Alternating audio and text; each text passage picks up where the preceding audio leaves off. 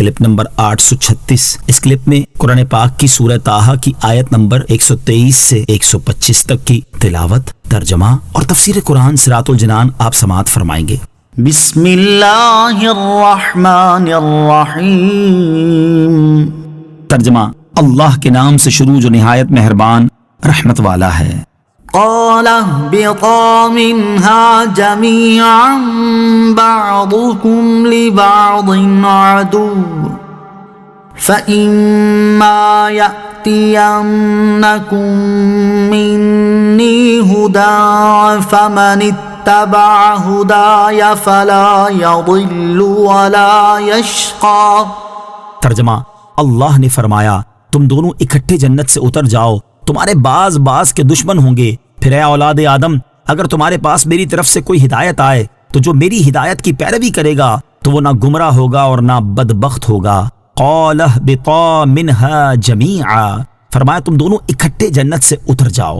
جب حضرت آدم علیہ السلام سے لغزش صادر ہوئی تو اس کے بعد اللہ تعالیٰ نے حضرت آدم علیہ السلام اور حضرت حوا رضی اللہ تعالی عنہا سے فرمایا تم دونوں اپنی ذریت کے ساتھ مل کر اکٹھے جنت سے زمین کی طرف اتر جاؤ، تمہاری اولاد میں سے بعض کے دشمن ہوں گے، دنیا میں ایک دوسرے سے حسد اور دین میں اختلاف کریں گے، پھر اے اولاد آدم اگر تمہارے پاس میری طرف سے کتاب اور رسول کی صورت میں کوئی ہدایت آئے تو جو میری ہدایت کی پیروی کرے گا وہ دنیا میں نہ گمراہ ہوگا اور نہ آخرت میں بدبخت ہوگا، کیونکہ آخرت کی بدبختی دنیا میں حق راستے سے بہکنے کا نتیجہ ہے۔ تو جو کوئی اللہ تعالیٰ کی کتاب اور اس کے برحق رسول کی پیروی کرے اور ان کے حکم کے مطابق چلے وہ دنیا میں گمراہ ہونے سے اور آخرت میں اس گمراہی کے عذاب و وبال سے نجات پائے گا۔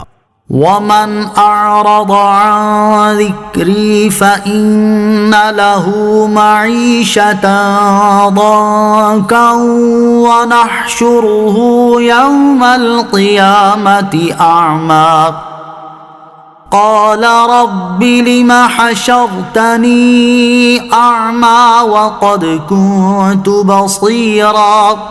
ترجمہ: اور جس نے میرے ذکر سے منہ پھیرا تو بے شک اس کے لیے تنگ زندگی ہے اور ہم اسے قیامت کے دن اندھا اٹھائیں گے۔ وہ کہے گا اے میرے رب تو نے مجھے اندھا کیوں اٹھایا حالانکہ میں تو دیکھنے والا تھا۔ ومن اعرض عن ذکری، اور جس نے میرے ذکر سے منہ پھیرا۔ اس آیت میں ذکر سے مراد قرآن مجید پر ایمان لانا ہے۔ ایک قول یہ ہے کہ اس سے مراد وہ دلائل ہیں جنہیں اسلام کی حقانیت کے ثبوت کے طور پر نازل کیا گیا ہے، اور یہ بھی ہو سکتا ہے کہ ذکر سے سید المرسلین علیہ السلام کی مقدس ذات مراد ہو، کیونکہ ذکر آپ ہی سے حاصل ہوتا ہے۔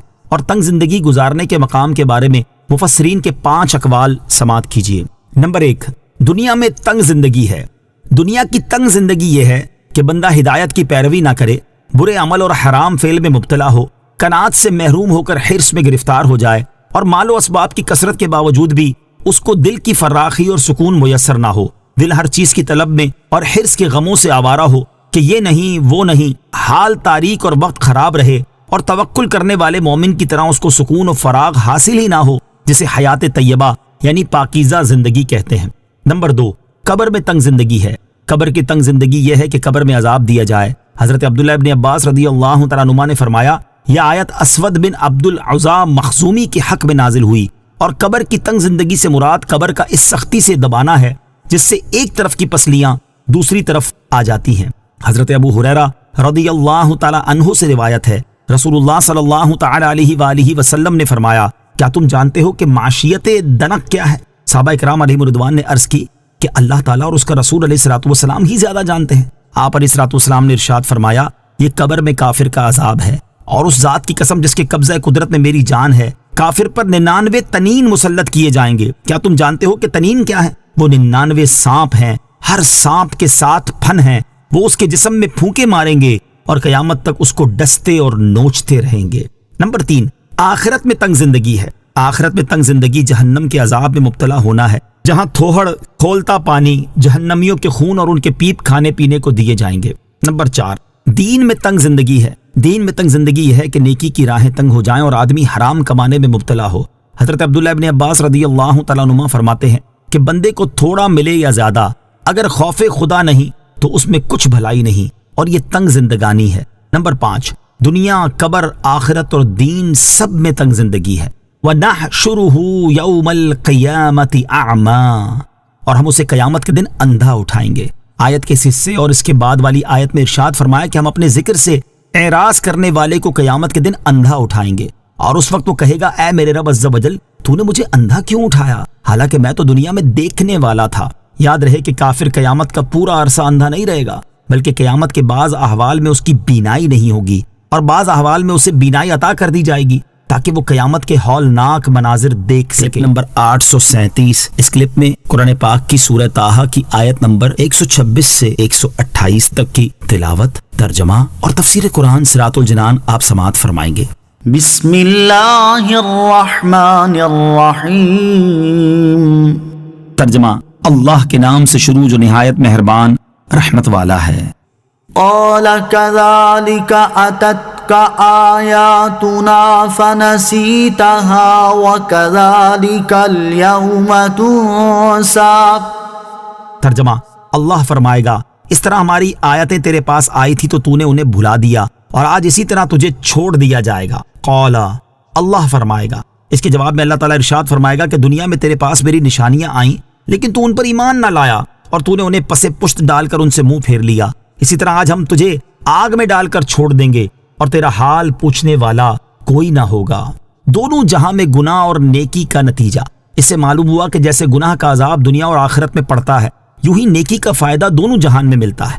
جو مسلمان پانچوں نمازیں پابندی سے جماعت کے ساتھ ادا کرے اسے رزق میں برکت، قبر میں فراخی نصیب ہوگی اور پل صراط پر آسانی سے گزرے گا، اور جو نماز کا تارک ہوگا اس کی کمائی میں برکت نہ ہوگی، چہرے پر صالحین کے آثار نہ ہوں گے، لوگوں کے دلوں میں اس سے نفرت ہوگی، پیاس اور بھوک میں جاں کنی اور قبر کی تنگی میں مبتلا ہوگا اور اس کا حساب بھی سخت ہوگا۔ وَكَذَلِكَ نَجْزِي مَنْ أَسْرَفَ وَلَمْ يُؤْمِنْ بِآيَاتِ رَبِّهِ وَلَعَذَابُ الْآخِرَةِ أَشَدُّ وَأَبْقَى۔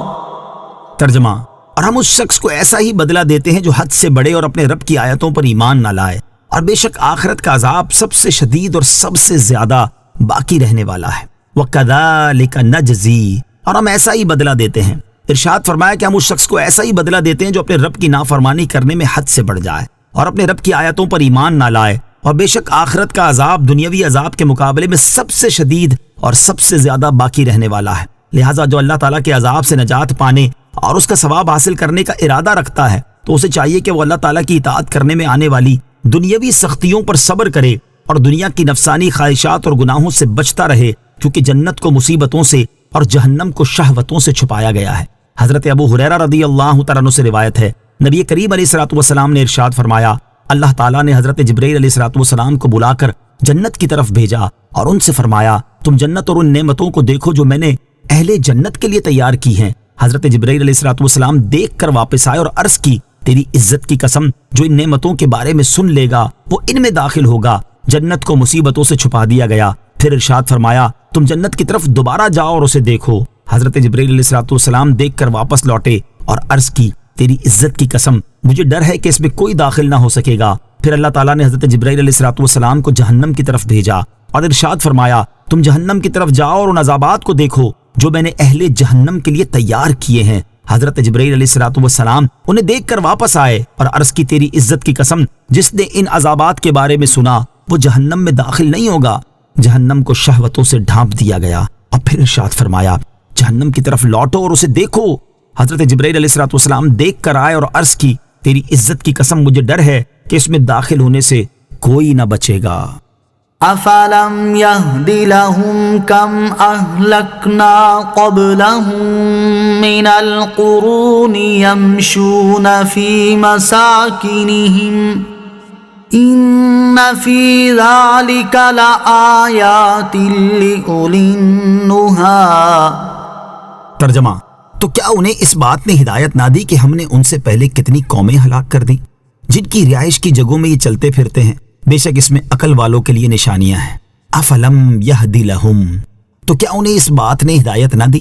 ارشاد فرمایا کہ کیا کفار قریش کو اس بات نے ہدایت نہ دی کہ ہم نے ان سے پہلے رسولوں کو نہ ماننے والی کتنی قومیں ہلاک کر دیں جن کی رہائش کی جگہوں میں یہ لوگ چلتے پھرتے ہیں اور اپنے سفروں میں ان کے علاقوں سے گزرتے اور ان کی ہلاکت کے نشان دیکھتے ہیں۔ بے شک سابقہ قوموں کو عذاب کے ذریعے ہلاک کر دینے میں ان عقل والوں کے لیے نشانیاں ہیں جو عبرت حاصل کریں اور یہ سمجھ سکیں کہ انبیاء کرام علیہ الصلوۃ والسلام کی تکذیب اور ان کی مخالفت کا انجام برا ہے۔